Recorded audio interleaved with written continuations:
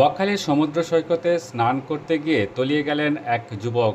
তার সন্ধানে তল্লাশি চালাচ্ছে প্রশাসন। সমুদ্র স্নান পরিণত হলো মর্মান্তিক ঘটনায়। নামখানার বকখালি সমুদ্র সৈকতে স্নান করতে নেমে জলে তলিয়ে গেলেন এক যুবক। নিখোঁজ ওই যুবকের নাম ইমতাজুল আরশিন, বাড়ি দক্ষিণ 24 পরগনার মল্লিকপুর এলাকায়। শনিবার একটি ছোট্ট গাড়ি ভাড়া করে বন্ধুদের সঙ্গে বকখালিতে ঘুরতে এসেছিলেন তিনি। মোট 4 জন ছিলেন তারা। রবিবার বিকেলে তারা সবাই স্নান করতে নামেন সমুদ্রে।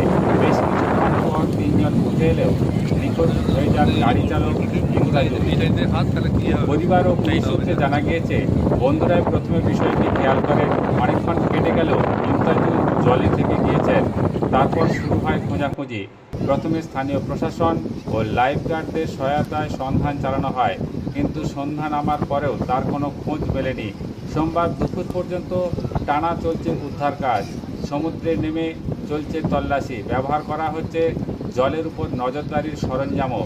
নিখোঁজ যুবকের বাবা পিনাকি আরশিন বলেন, ছেলে শনিবার সকালে বাড়ি থেকে বেরিয়েছিল। জানতাম বন্ধুদের সঙ্গে ঘুরতে যাচ্ছে, কিন্তু এমনটা হবে ভাবতে পারিনি। এখন শুধু চাই ওকে খুঁজে পাওয়া যাক, অন্তত শেষবার দেখার সুযোগ চাই। বাড়িতে কবে বেরিয়েছিল?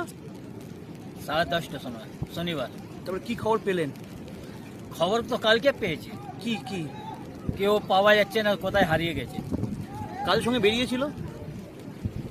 ও তো খুব ড্রাইভার, আচ্ছা, আর 4 জন প্যাসেঞ্জারকে নিয়ে এসে কোথা থেকে বেরিয়েছিল? ওই মল্লিকপুর। মল্লিকপুর। হ্যাঁ, আপনি কে হন ছেলেটার? আমি হন বাবা, আপনার নাম? মিনাজুল আরফিন।